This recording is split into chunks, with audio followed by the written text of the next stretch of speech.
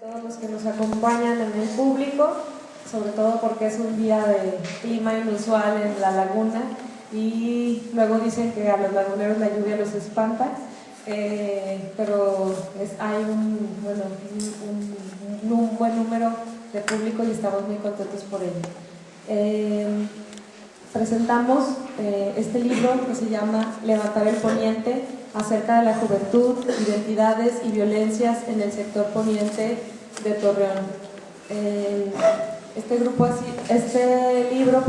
ha sido escrito por un grupo de investigación interdisciplinaria de la laguna, sus siglas GIIL, y que está conformado por 4 investigadores: Carmen Espino, licenciada en Derecho y estudiante de Maestría en Educación; Migdi García, licenciada en Derecho, maestra en Gestión Sustentable del Agua y miembro del Centro de Estudios Interdisciplinarios y Desarrollo Integral de la Laguna, CEIDIL; Walter Salazar, licenciado en Sociología, maestro en Antropología Social y estudiante de doctorado en Sociología, miembro también del CEIDIL; Erika Soto, licenciada en Sociología, maestra en Antropología Social, miembro de CEIDIL y coordinadora de este proyecto. Y bueno, este grupo, que se conformó por estos 4 que mencionaba, presentaron un proyecto llamado El impacto de la violencia en la conformación identitaria de los jóvenes del Poniente de Torreón, en una convocatoria que abre el Fondo Nacional para la Cultura y las Artes de FONCA, en el programa de fomento a proyecto y coinversiones culturales en el 2013. Y bueno, se envió este proyecto, salió sorteado, se designó un recurso de apoyo para hacer este trabajo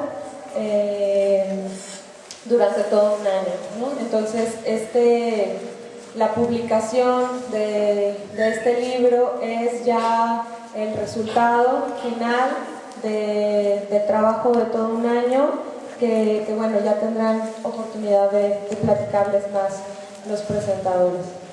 Como comentaristas al texto tenemos en la orden de participación a Germán Claudio Bacarce, licenciado en Sociología y editor en Amanuense, también editor del libro; Diego Iván Pérez Coronado, licenciado en Comunicación; y Miguel Ángel Saucedo Lozoya, catedrático de la Facultad de Ciencias Políticas y Sociales y doctorante en Investigación Interdisciplinaria.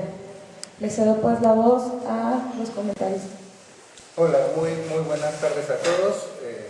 Gracias por acompañarnos en este momento que hace culminar un proyecto que Erika, Carmen, Walter y Migdi emprendieron hace más de un año, cuando vieron la posibilidad de realizar una investigación de tipo interdisciplinario en lo que cabe de las ciencias sociales. La tarea de la investigación aún no termina de basificarse, de alcanzar su plena legitimidad como un ejercicio necesario para el desarrollo social o los intereses que a veces convergen y a veces divergen en el campo social y político. Entonces, yo empezaría platicando con ustedes acerca del trabajo de hacer investigación. Muchas veces,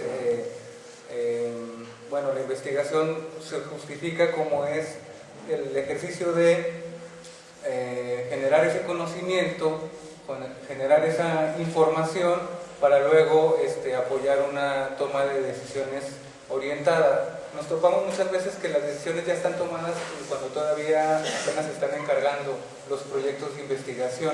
Entonces, en ese sentido, pues hay que hacer una investigación que esté enlazada con los grupos sociales, a los cuales son parte objeto y parte sujeto de la investigación, porque es una de las características que tiene los artículos de Levantar el Poniente, que los sujetos que están siendo objeto de la investigación tienen un conocimiento, y ese conocimiento también es parte del producto y de lo que produce una investigación. Entonces, esta investigación que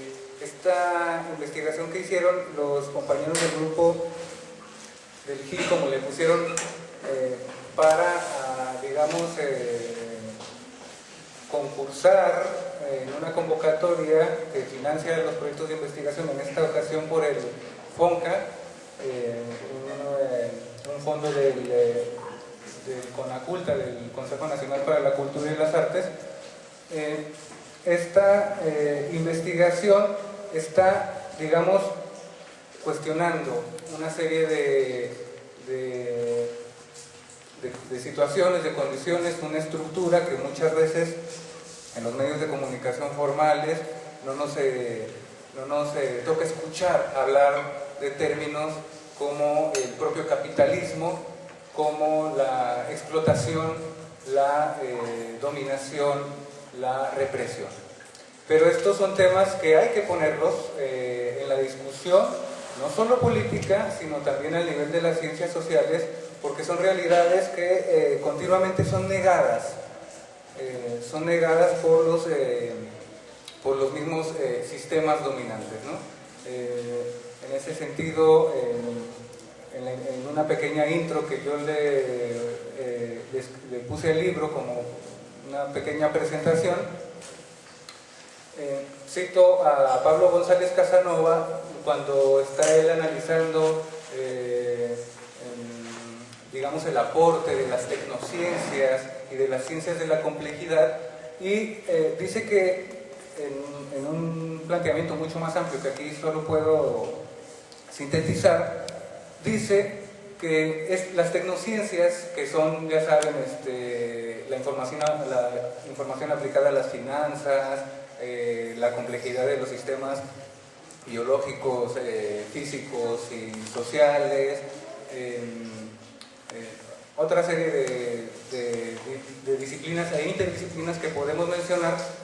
Dice, estas tecnociencias y estas ciencias de la complejidad admiten que se critique al sistema, que se critique a los sistemas, siempre y cuando no articulen en esa crítica estos conocimientos prohibidos, porque en nuestra sociedad hay explotación y en nuestra sociedad hay sistemas de dominación que buscan perpetuar el status quo, el orden tal cual lo conocemos hoy, capitalista, acciones dirigidas principalmente o predominante a la obtención de un lucro, y eso pareciera a nuestros oídos no politizados o no inmiscuidos en un debate ideológico, pues parecía que sí, que cada quien tiene que buscar un empleo y trabajar. Pero cuando problematizamos estas las realidades y además la ponemos al contraste de la desestabilización que la propia permanencia del sistema de explotación, del capitalismo, esa permanencia que tiene, cómo va generando desequilibrios en las otras áreas de la coexistencia social, como son precisamente nuestras familias, nuestros barrios, las escuelas. Entonces sí, tenemos que poner esta discusión con este ánimo crítico de ver que hay una serie de condiciones que son legales, que son políticamente legítimas, pero que están en el centro del problema de las dificultades que tenemos hoy para llevar una vida medianamente aceptable aquí en la comarca lagunera, en el poniente de Torreón, pero sabemos cómo está la situación en el país, y no se diga, es un momento que incluso nos invita a pensar cuál va a ser el desenvolvimiento del capitalismo mundial en los próximos años, precisamente por las convulsiones que luego suscita, y que además también aparentemente tiene como algún margen para manejar, pero en esa situación aterriza otra vez, porque hay violencias. Cuando nosotros, desde el año pasado, pues cuando algunos integrantes de este proyecto de levantar el poniente también participaron en una investigación, pero allá en el oriente de Torreón, vimos que la violencia como tal es un concepto que no es, digamos, fácil de aterrizar y que para las finalidades de investigación y de conceptualización conviene más hablar de violencias en plural. Vemos cómo esas violencias que a veces están muy a la vista, es un concepto que encontramos en prácticamente todos los 4 artículos. Hay una violencia que está muy a la vista, que es escandalosa porque tiene al asesinato, porque está en la nota roja, porque es el descabezado al que colgaron, al que descuartizaron y toda una serie de palabras que puedo utilizar porque hay muchas modalidades de ese tipo de violencia, pero hay unas violencias que se generan, se gestan, se generan y se aplican desde los sistemas, desde las instancias donde se toman las decisiones, y esas violencias son las más difíciles de captar por un lado, pero también son las que tienen un mayor impacto, porque tienen el impacto general sobre todos nosotros, no solo sobre un individuo en particular. Y son, digo, las que son difíciles de captar. Son parte, esto que les estoy diciendo son parte de los conceptos que se articulan en los artículos para reflexionar acerca de la juventud, la construcción de la identidad y qué papel también tiene la violencia en ese sentido. Solo tomaré una idea clave porque también Diego tendrá oportunidad de platicarles su lectura de los artículos. Solo tomaré una idea clave de cada uno de los artículos para también propiciar algún diálogo con sus autores y a partir de lo que ustedes están escuchando. Como les comentó Ruth, me tocó a mí hacer el trabajo de edición del libro pues digamos que uno cuando edita a ese nivel pues empieza a empaparse del texto, empieza uno a compenetrarse con él y pues el editor tiene que ser el mejor lector de lo que se edita, ¿no? Entonces Migdi empieza un artículo que es el primero y que se denomina La construcción social del territorio, un acercamiento histórico a la violencia en el poniente del Torreón. Mi impresión de esta lectura es que la violencia que realmente nos ha escandalizado en los últimos 7 años aprox, tiene esta característica de que es visible, escandalosa, pero que además no ha sido la única, porque el sector poniente de Torreón pues ha tenido la zona de tolerancia, ha también sido el asiento del Tianguis de la Rosita, y anteriormente, cuando no había más ciudad, cuando la ciudad era pequeña, perdón, no había más ciudad que el poniente, porque el poniente nace junto con la ciudad y pues también fue escenario de las tomas y retomas revolucionarias y lo demás, ¿no? Entonces, ¿qué hay en una mirada más diacrónica como la que ofrece Migdi? Pues que la violencia no es así un fenómeno de hace pocos días, ha cambiado, esto es cierto, sus manifestaciones son distintas, pero más bien hay una permanencia de esas expresiones, de esas violencias. Después, bueno, y ese fue el caso de Migdi, que es digamos, una mirada histórica, básicamente, aunque también involucra conceptos que vienen de una corriente, no es una corriente precisamente, pero de una geografía, de obras, conceptos de académicos, investigadores que son geógrafos. Entonces, por eso ahí también la noción de territorio es muy importante.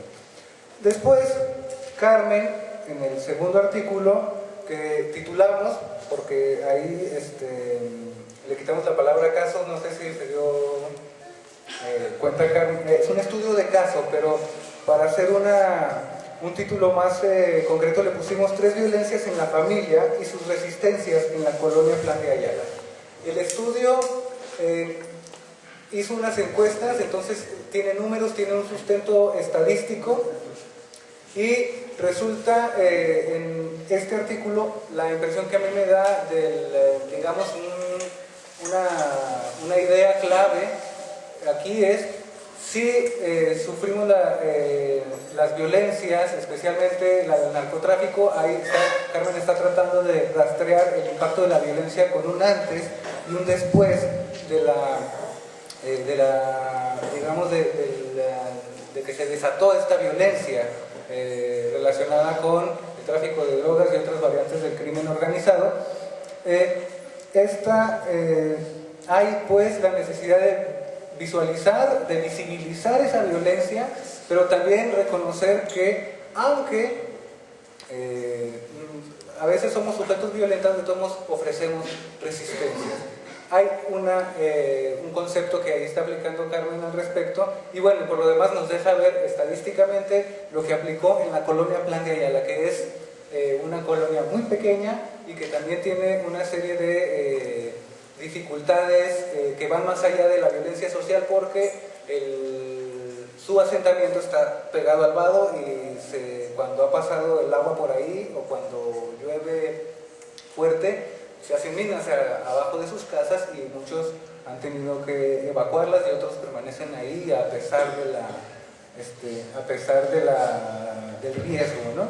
Entonces, este artículo de Carmen toca y además hace variar precisamente los registros que tiene este estudio, que va, ya dijimos, con Migri en lo diacrónico. Acá hay estadísticas y también algo que habla mucho de lo que pasa por los menores de edad, los que apenas están pasando a la etapa de la juventud, cómo dibujan y cómo reflejan esa socialización violenta.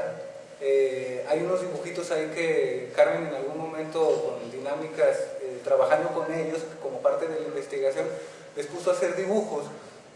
Y lo que vemos es armas, drogas, muerte, ¿no? Es la socialización a la que están expuestos unos menores de edad, y asumir esta tarea de ofrecer esta información, pues sistematizarla, este conocimiento, creo que también va de la mano de luego no admitir cosas como, es que andaba metido en eso y por eso se lo fregaron. Hay una socialización que viene muy fuerte desde arriba y que agarra, tiene, digamos, ramas que tocan al interior de nuestras familias. Entonces, para que seamos, yo pienso, pues en mi pensamiento, para que seamos más cuidadosos al respecto cuando hagamos juicios superficiales de ese tipo, o cuando Carmen dice por ahí que el problema de la sociedad es que las mamás también se salen a trabajar y que no cuidan a sus hijos. Aguas con esas cosas. Creo que son elementos que nos están compartiendo esta mirada de conjunto de los autores de los 4 artículos, y que ustedes podrán leer a continuación, porque, déjenme les digo, el libro lo vamos a regalar. Después viene Erika con Juventud, Identidad y Violencia en el contexto de las pugnas territoriales del narcotráfico. Aquí la mirada es básicamente etnográfica. Aquí lo que necesita un investigador con el perfil de Erika es ir al campo y empezar a interactuar con los sujetos y a conversar con ellos. Y a partir de ello establecer una relación que dé la suficiente confianza para luego hacerles ver que estás interactuando con ellos, para fijar una investigación, y que pues eso puede también tener implicaciones, porque también esta investigación con estos temas pues tiene áreas sensibles. Creo que fueron en general bien cubiertas. Pero es eso, interactuar y conversar, eso es la etnografía, y luego, bueno, obviamente sistematizar información preeminentemente cualitativa. Ahí hay una cuenta de datos que hace Erika como soporte cuantitativo, como para orientar su propia investigación, pero el estudio tiene un carácter eminentemente cualitativo. ¿Y qué creo que resalta de este artículo que va sobre la juventud, la identidad y la violencia. Hay este campo de socialización, porque los sociólogos decimos que la socialización es primaria y secundaria, y que la primaria es la familia, la escuela y la calle, ¿no? Esta socialización, ¿cómo se vio trunca? El barrio, el crew, el esquinear, el andar en bola para aquí y para allá, cómo incluso llegó a un nivel cero de socialización de los jóvenes entre pares, entre iguales, precisamente por el efecto que tuvo la matazón y la balacera en el poniente de Torreón. Entonces, y cosas que hemos podido comparar, no suceden en todas las ciudades, pero en Torreón sucedió mucho, en el poniente sucedió mucho, donde el ánimo para salir, para reunirte, para tener la confianza de que la calle es de todos y la podemos aprovechar, vio mermado hasta el final, hasta las condiciones más bajas, precisamente por eso, porque se convirtió en un peligro. Y aquí también se reflejan cómo los grupos extorsionaban a los jóvenes, los grupos de la delincuencia extorsionaban a los jóvenes, los policías extorsionan todavía a los jóvenes, las violencias ahí están, es un plural, y entonces tenemos que reflejarlas para saber si podemos hacer algo con ello, ¿no? Tiene Erika, digamos, esta visión de que los colectivos, los crews, lo que antes eran las bandas, que también prácticamente han desaparecido, tienen que reconstruirse y tienen que dar algo más de los jóvenes, que aún no está dicho, precisamente porque ese proceso quedó hasta cierto punto trunco y ahora se está reconfigurando con nuevas identidades o con articulando los elementos de las identidades, por ejemplo, los cholos, digamos, aquel estereotipo del cholo muy tatuado, a veces al rape o algo así. Ahí también hay grupos que están tratando de buscar aquella relación como con la vieja escuela de las bandas, ¿no? Pero también están abriéndose campo, pues, otras nuevas manifestaciones identitarias como los bellacos y otro tipo de formaciones que ahí están, y pues que también son juveniles, son expresiones juveniles, y aquí están consideradas. Y bien, finalmente está el artículo de Walter Salazar. Él lo tituló Notas para desbordar la violencia, el hacer poniente de la juventud como expresión de rebeldía capitalista. Este es un artículo que su preferencia es, digamos, la discusión teórica y conceptual acerca de un fenómeno que ya no lo vamos a ver como, sí, es que lo concreto son los jóvenes, y nosotros vemos conceptualmente si estamos reflejando esa realidad, si esa realidad es pues el valor que ustedes le quieran dar, ¿no? Si es objetiva o si refleja la realidad, o bueno, no sé. Pero en ese ir hay una serie de conceptos que igual se rescata y que son muy pertinentes para ver si podemos darle una vuelta a este capitalismo emproblemado en el que nos han arrastrado.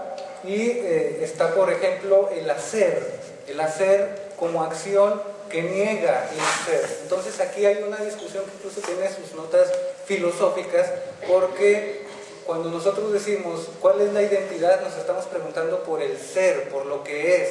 Pero cuando decimos yo soy cholo, yo soy bellaco, y lo asumimos acríticamente como tal, muchas veces nos prestamos a una manipulación, y a que se niegue lo que hace un cholo o un bellaco o alguna otra perfil identitario reconocido. Entonces la opción de Walter es partir de un enfoque teórico que se denomina, bueno, por una parte está la dialéctica negativa de Theodor Adorno, y por el otro lado está las aportaciones de John Holloway, que son dos términos así digamos, asociados a una trama conceptual bastante compatible.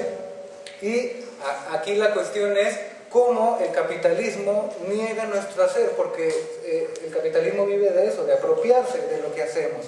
Si vas a hacer algo que produzca, y ahí el capitalismo ya se metió, que te deje dinero, ¿no? Y si te vas a divertir, el capitalismo quiere que lo hagas comprando algo, para que sea dentro de su esquema de desarrollo, de su capacidad para imponer unas relaciones en las que el capitalismo la lógica capitalista es la dominante. Entonces, los ejemplos no concretos, como dice Walter, sino desde lo concreto, de que se vale Walter, es decir, mira cómo realmente los jóvenes están negando el rol que el capitalismo les quiere dar. Tú debes de ser un asalariado de unos 800 pesos al mes, esa es la expectativa que tiene el capitalismo para ti, pero los jóvenes del Poniente, muchos, dicen, no, yo le meto 200 pesos de dulces paletas o algo así, y en 4 o 5 horas le saco los 400 y los 500 pesos. Entonces, yo no me voy a meter a ese rol, y entonces hay una negación, hay una resistencia, es una rebeldía lo que nos quiere hacer ver Walter. Y bueno, estamos aquí precisamente para reconocer estas dos cuestiones, los enfoques críticos que no tienen miedo de hablar de capitalismo, de explotación, de dominación, y también las resistencias de los jóvenes que están en el barrio, que están sufriéndola con las condiciones adversas que pone el sistema, las autoridades, el propio conjunto social, las violencias que circulan en todo sentido. Y es así también que hay una postura que no va a dejarse pasar en este libro, porque tiene ese propósito de no ser políticamente correcto, como las críticas que no asumen los criterios de la explotación, de la dominación, de la represión, sino pasar por políticamente incorrectos, pero acercarnos un poco más a la realidad que se vive acá en nuestro Poniente. Muchas gracias.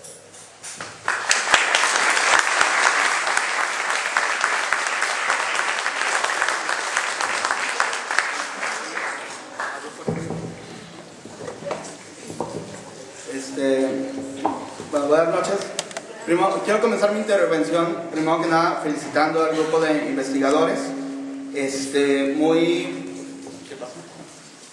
Muy graciosamente o platicando con ellos mientras estaban haciendo su investigación, yo les decía cómicamente, es que ¿cómo te estás metiendo al cerro?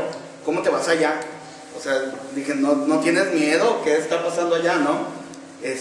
Incluso les decía de broma, es que porque vas allá donde matan, donde no hay ley, les decía así juguetosamente. Y por otra parte también me sorprendía cómo te ibas allá a hablar, donde a lo mejor podía haber cárteles de droga, donde a lo mejor había algunas bandas criminales o delincuencia. Ya después de leer el libro, sí digo, mira, es que tenían razón, es que ya sé, o al menos comprendo por qué yo tenía esa visión y por qué quería, pues de cierta forma les decía, acérquense con cuidado, ¿no? Básicamente, lo que están ellos mencionando con levantar el Poniente, ¿por qué se escucha usted? Bueno, ¿me quito el micrófono mejor? ¿Me escuchan bien? Ok. Básicamente, levantar el Poniente es una imagen poderosa, porque nos parece una contradicción. ¿Qué significa el Poniente? Pues allá donde el astro se oculta, donde las cosas se ponen, se esconden. Entonces ese espacio vamos a levantarlo, vamos a resignificarlo, vamos a desocultarlo.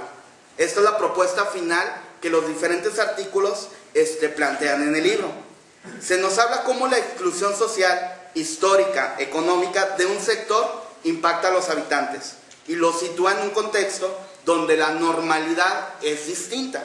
Es decir, de cómo ante estos escenarios de exclusión, los grupos sociales, sean familias, sean pandillas, sean cruz, grupos de amigos, etc., se reacomodan, se conforman bajo, primero, esquemas de violencia o de prevención a la violencia, de cómo subsisten en este ambiente violento, y para dejar en un término final ¿Cómo nos identificamos? ¿Quiénes somos ante este esquema? A través de recopilaciones orales, testimonios, estadísticas y posturas basadas en diferentes teorías sociales y económicas, descubrimos un poniente que nos parece extraño, ajeno a lo cotidiano, que el lagunero que no vive en este sector. En los diferentes ensayos se aborda cómo es el poniente de Torreón, antes, durante y después de la ocupación de los grupos del crimen organizado y tras la declaración de guerra contra el narcotráfico que hizo el entonces presidente Felipe Calderón. En el primer artículo, La construcción social del territorio, un acercamiento histórico a la violencia en el poniente de Torreón, de Migdi Vargas, aborda la exclusión social del sector desde su origen hasta la actualidad. En él se ofrecen definiciones valiosas sobre cómo se organizan y distribuyen las primeras colonias desde los orígenes del Rancho y Villa del Torreón. Asimismo, se describen las formas de subsistencia al cual recurren los habitantes, desde las llamadas ocupaciones jornaleras, industriales, obreras, hasta ocupaciones de dudosa procedencia, como lo es la prostitución, los fierreros, los paqueros, riferos, comerciantes, farderos o chaferos, e incluso de cómo se organizan mientras existía lo que se llamaba la zona de tolerancia de Torreón.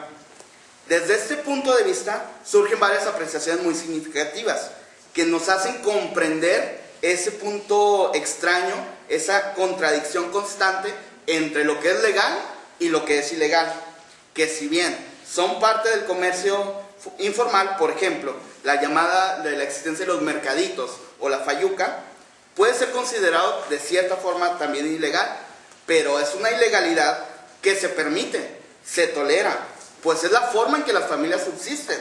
Si les quitamos eso, ¿cómo subsisten entonces? Pero también hay un cierto interés político, porque es una forma de clientelismo electoral.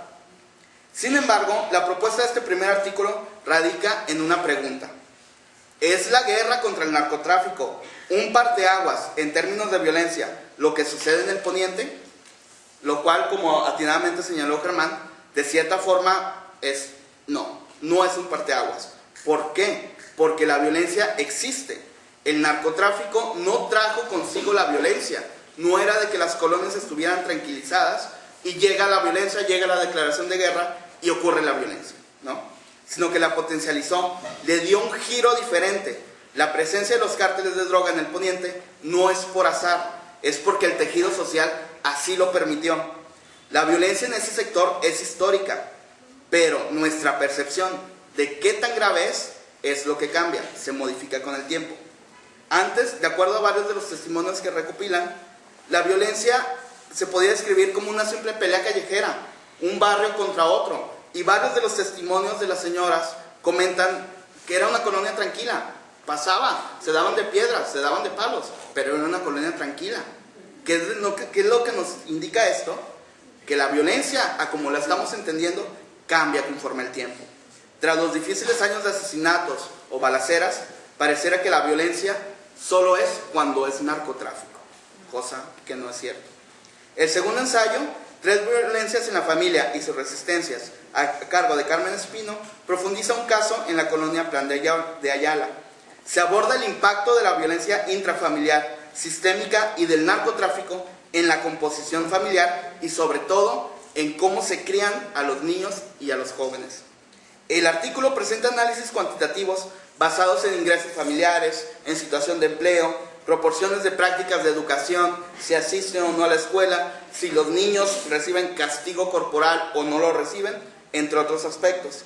Desde un punto de vista cualitativo, se describen situaciones de violencia del narcotráfico relacionadas directamente con la familia. Por ejemplo, directa cuando hablan de asesinatos, de asaltos, desapariciones u homicidios. Y aquellas que son indirectas pero que las familias están presenciando, como aquellas que dejan los grupos criminales después de las balaceras o enfrentamientos que no tienen que ver con la familia, pero ocurren en la calle donde vive la familia. O también lo que llaman el tiradero de cadáveres, que era cuando terminaban las balaceras, ya todo estaba tranquilo, salían las familias y se daban cuenta que los cuerpos seguían ahí, que no había orden en que alguien pudiera recoger, pudiera apropiarse o una ley que se hiciera cargo de ellos, una autoridad que se hiciera cargo de ellos. Lo más importante en este segundo ensayo es el análisis que sugiere cómo la familia resiste ante este ambiente, cómo la familia asume un contexto en el que están inmersos y traza ciertos mecanismos para subsistir, para tolerar este ambiente. ¿Qué hacen cuando hay balaceras? ¿Qué hacen cuando un conocido muere en un enfrentamiento? ¿Qué hacen para saber en quién confiar o a qué dedicarse en un ambiente de violencia? Por su parte, el tercer ensayo a cargo de Erika Soto, titulado Juventud, Identidad y Violencia en el contexto de las pugnas territoriales del narcotráfico, nos habla sobre quiénes son estos jóvenes afectados por la violencia. Siguiendo una metodología etnográfica que en cuestiones va de lo general a lo particular, Erika nos muestra cómo los elevados índices de violencia en este sector involucran a todos, pues aunque el individuo no quiera formar parte de estos enfrentamientos de los malos, sí vive en un entorno donde las únicas oportunidades que tiene es migrar del lugar, faltar a la escuela o bien unirte a los grupos criminales. Se describe cómo cambian ciertas dinámicas, desde lo que llamaban tirar barrio, que no era otra cosa más que apoderarse de cierto lugar de la colonia para jugar fútbol, para estar con los amigos, para hacer competencias entre barrios, hasta su progresión, donde ya tirar barrio es una lucha por el territorio, donde hay una pelea, donde hay situaciones más graves como con drogadicción o bien lucha con el crimen organizado. El último artículo, el Hacer Poniente de la Juventud como expresión de rebeldía anticapitalista, de Walter Salazar, nos describe cómo surge una nueva dinámica entre los más jóvenes.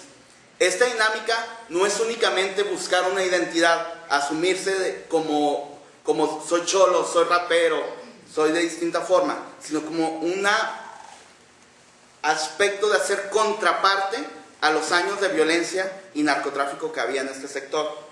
Se cuestiona cuáles son los elementos que conforman las manifestaciones de la violencia y de cómo se desarrolla un joven al estar inmerso en un sistema económico deficiente. Es decir, se ofrece una reflexión basada en la noción de que en el poniente de Torreón, tanto la violencia vinculada a la carencia socioeconómica como la violencia asociada al narcotráfico son producto de un sistema económico que así lo está permitiendo, del capitalismo. A pesar de que el mismo joven, cuando adquiere conciencia de que hay algo malo de la forma en que está viviendo, quieren construir una interacción para rechazar esta violencia, decir, yo no soy parte de esto y no puedo cumplir con lo que este sistema pretende que yo cumpla. Y entonces se aspira a ir más allá. No hay lucha sin una resistencia. A través de esta investigación se nos muestra un sector social que es constantemente discriminado, sujeto a prejuicios, o bien sencillamente ignorado, pues como atinadamente se señala en uno de los ensayos, pareciera que el poniente de Torreón, ese espacio extraño ubicado allá por el cerro, solo cobra relevancia social al ser expuesto en los medios masivos de comunicación, cuando la prensa señala ese lugar donde los malos se esconden, como si fuera un territorio donde no hay familias, donde solo hay una fortaleza y un escondite de los criminales, como si fuera permitido generalizar y decir que los de ahí son los malos. Levantar al poniente es más que una frase poética, es una invitación. Como dije al inicio, los ensayos nos invitan a resignificar el espacio, a mostrarlo, a revelarlo. Las propuestas y reflexiones de estos autores nos llevan a preguntar qué es lo que estamos haciendo nosotros, que no vivimos ahí, como ciudadanos, ante esta situación, sobre la juventud que fue marcada por los años más cruentos de la lucha contra el narcotráfico. Aún existe el malestar, pero es momento de comprenderlo, cuestionarlo y tomar acción. Preguntémonos, ¿conocemos los programas sociales que hay para el sector? ¿Conocemos el programa social que hay en nuestro sector? ¿Estamos o no estamos de acuerdo? ¿Son suficientes? ¿Son acertados? Actualmente, por ejemplo, el municipio y el Estado asumen una postura no de lucha directa, sino que le apuestan a recuperar los espacios públicos. El año pasado se comenzó la construcción de un centro cultural y deportivo en este sector, el Centro Cultural La Jabonera. ¿Estamos de acuerdo con que se construya ese sector, ese espacio? ¿Es suficiente para rescatar el poniente? ¿Qué más podemos hacer? Este libro es un material de consulta que nos ayuda a comprender una realidad y un imaginario muy complejo, pero que no se puede ignorar, pues el saber compromete. Gracias.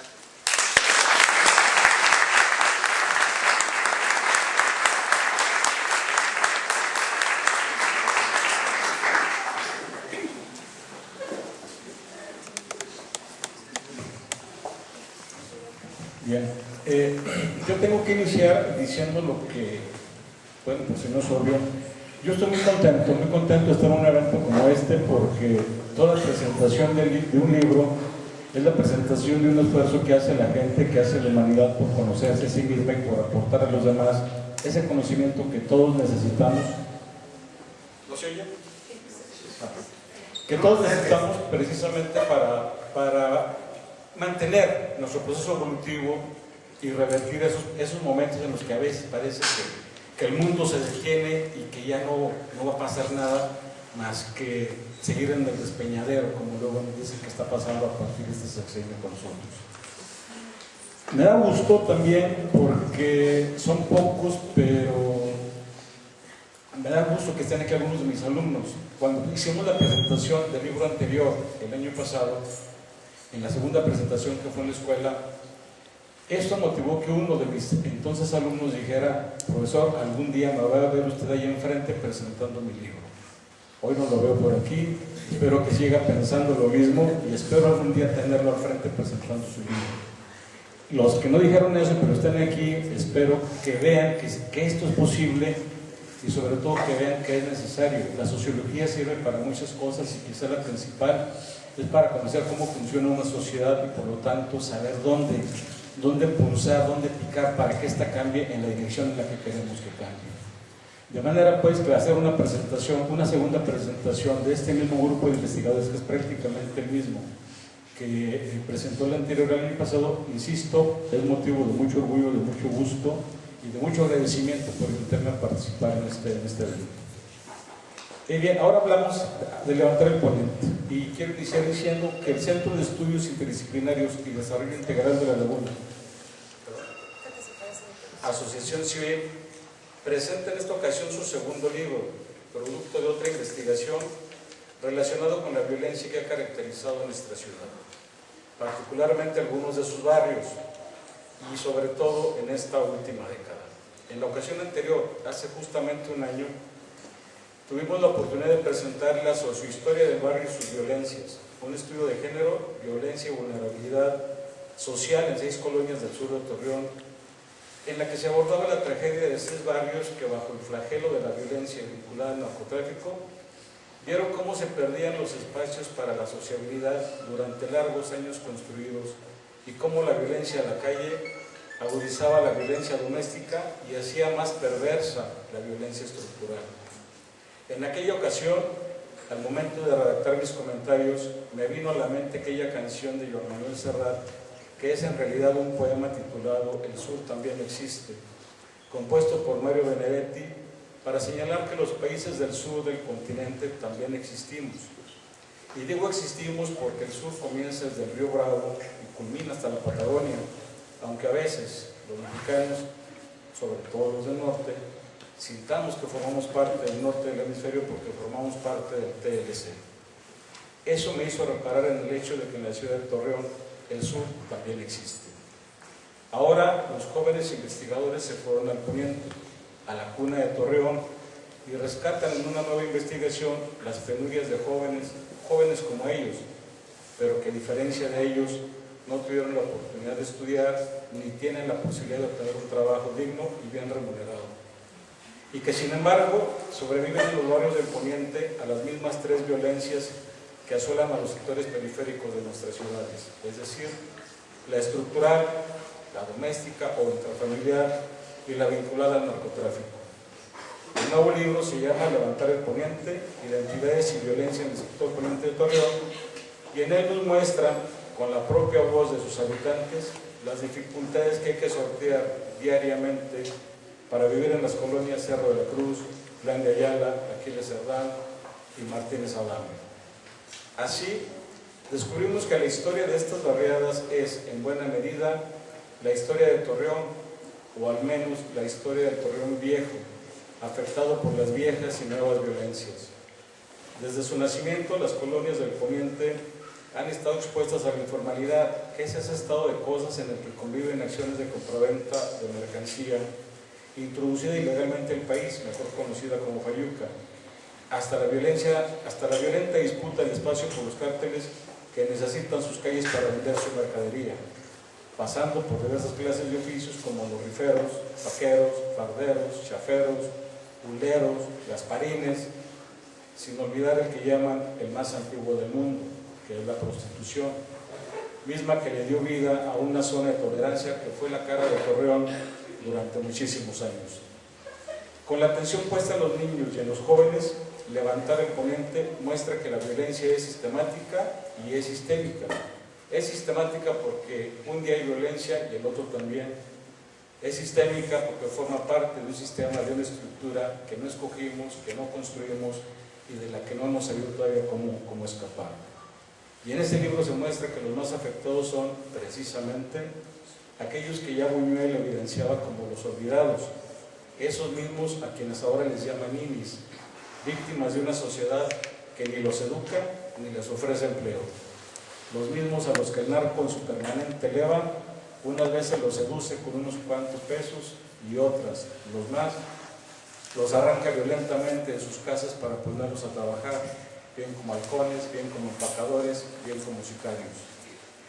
En esta guerra contra el narcotráfico, inaugurada por Calderón en 2006, la gente es la que sigue poniendo los muertos, la que sigue cargando con viudas y huérfanos, la que intenta, pese a todo, seguir viviendo. Hacer Poniente es la forma de resistir, estableciendo relaciones entre seres humanos, queriendo actuar como seres humanos, para así enfrentar la propuesta capitalista que ya existía antes de la guerra contra el narcotráfico, pero que se agudiza al convertir a jóvenes en carne de cañón de una guerra que no es la de ellos y que solo ofrece la posibilidad de ser víctimas o victimarios.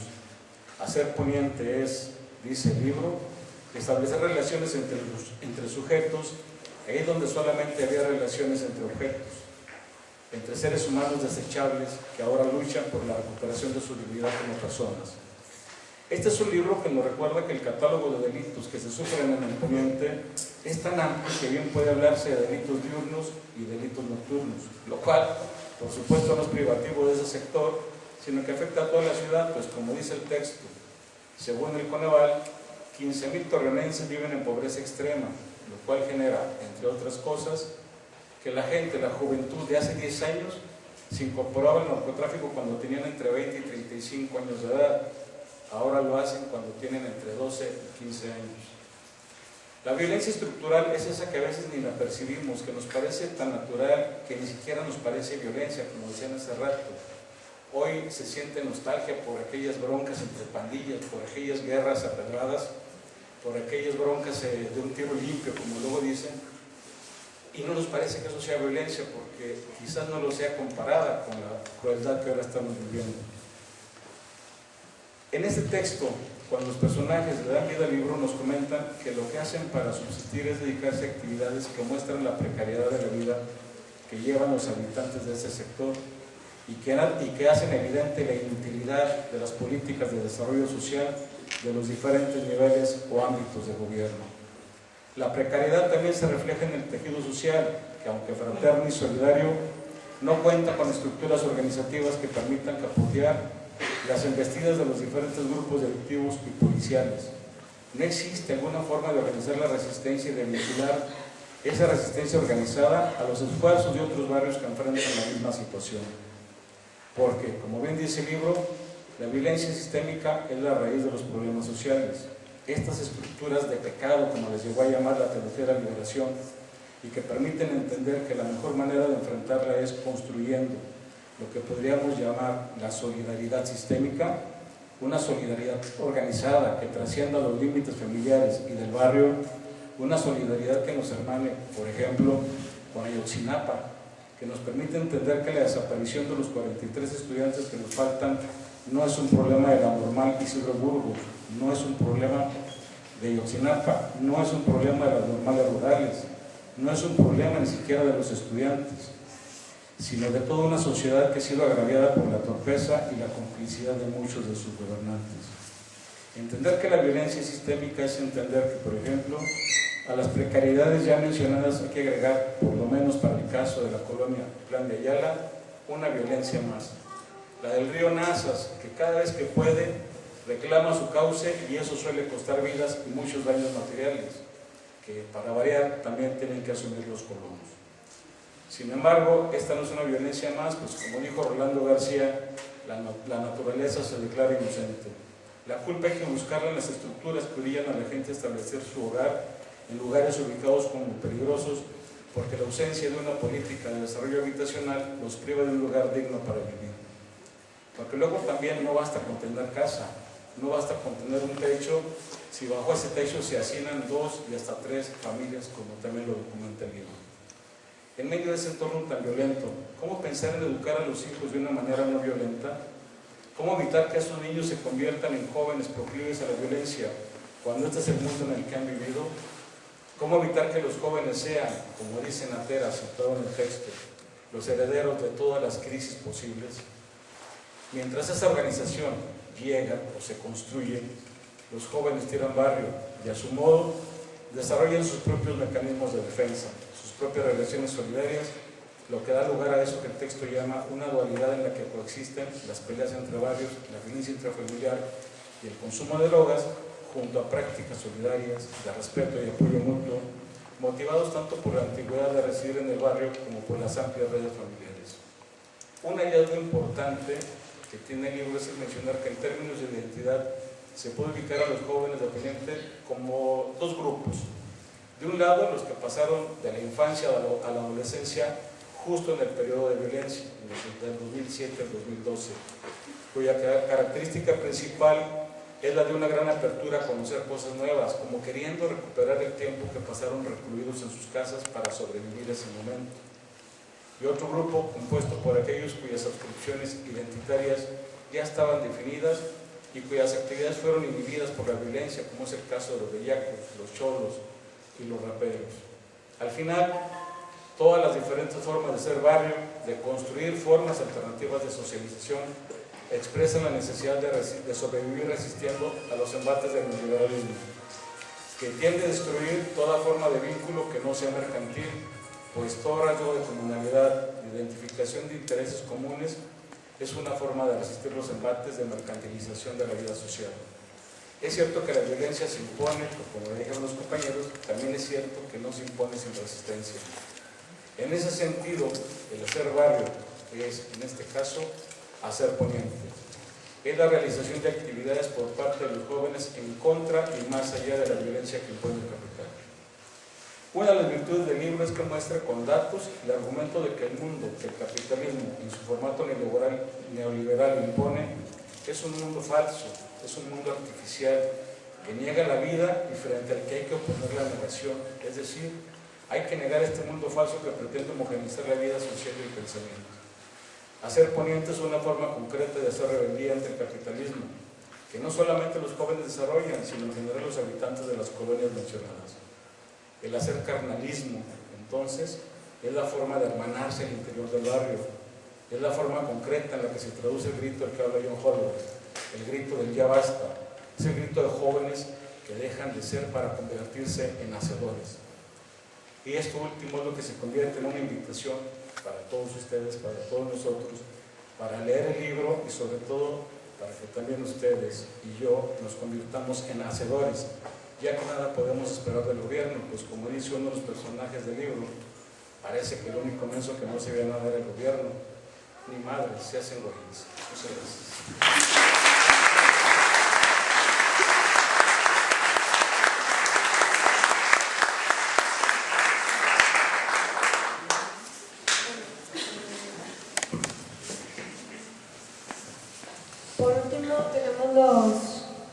Por último tenemos los comentarios de Erika Soto, coordinadora de este proyecto y también uno de las investigadoras, para cerrar.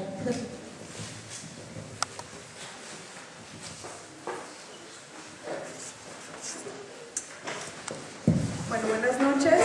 A nombre del Grupo de Investigación Interdisciplinaria conformado por Liti Vargas, Carmen Espino, Walter Salazar, quisiera agradecer pues, a Miguel Ángel Saucedo, a Diego Pérez, a Germán Cavieto por los comentarios al libro, a los colaboradores de la editorial amanuense, Ruth Castro, Germán, Fernando de la Vara, quienes se encargaron de la revisión, la corrección y el diseño del libro, a Miriam González Quintana, Héctor Maravillo y Alejandro Escobedo, quienes colaboraron en la recolección de información, a Tania Díaz por invitarnos a participar en el proyecto de Circo Volador, a partir del cual pudimos conocer a muchos de los jóvenes del sector, a la compañera Betsy Gallegos, que nos acompañó durante algunos recorridos y capturó algunas de las imágenes que se están exhibiendo en la sala. Otras imágenes son de Carmen, y por supuesto, bueno, pues a los familiares y amigos y personas interesadas en el tema que nos acompañan el día de hoy, pero sobre todo pues, a los compañeros ahí de Subclub, de la Nueva Escuela de la Montaña, familia de Huacas House,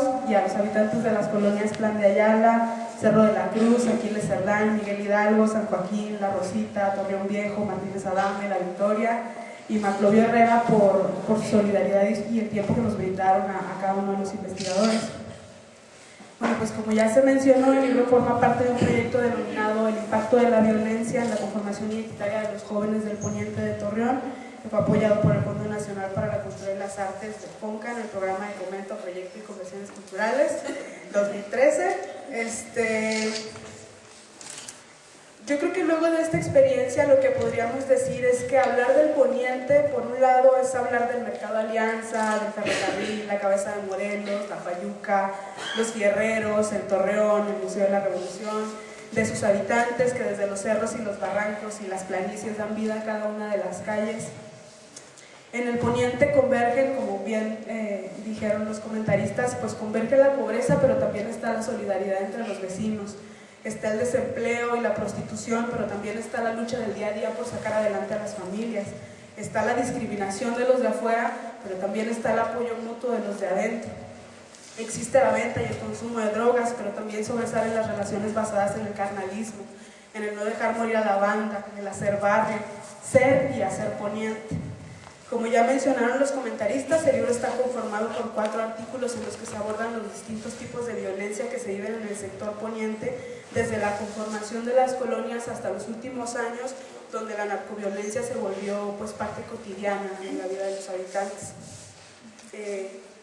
Se abordan las violencias desde una perspectiva diacrónica y se retoman como elementos que forman parte de los referentes identitarios de los jóvenes y en su forma de ver el mundo. Para ellos y para nosotros, levantar el poniente representa un grito que reivindica el sector y que muestra que además de las violencias, también existen jóvenes que buscan a través de diversas manifestaciones sociales y culturales mostrar un rostro distinto del sector, hacer frente al estereotipo de que ser chavo y vivir en el poniente es sinónimo de ser delincuente, de ser drogadicto, de ser violento. Los jóvenes buscan realzar el nombre del sector en un sentido positivo y construir relaciones más solidarias. Es lo que ellos llaman hacer poniente. Sin lugar a dudas, la presentación del libro es para el grupo de investigación un evento importante. Sin embargo, no podemos dejar de lado nuestro sentir acerca de la situación de lo que ahí se presenta. Durante los últimos años, la narcoviolencia ha dejado miles de muertos y desaparecidos tanto a nivel nacional como regional. Nos sumamos al dolor y la rabia de las miles de familias que han perdido a sus seres queridos, porque estamos seguros que en esta presentación, en la comarca lagunera y en todo México, no estamos todos. Nos faltan 43 y miles de desaparecidos y asesinados cuyo responsable directo es el Estado y el sistema capitalista. Vivos se los llevaron y vivos nos queremos. Muchas gracias.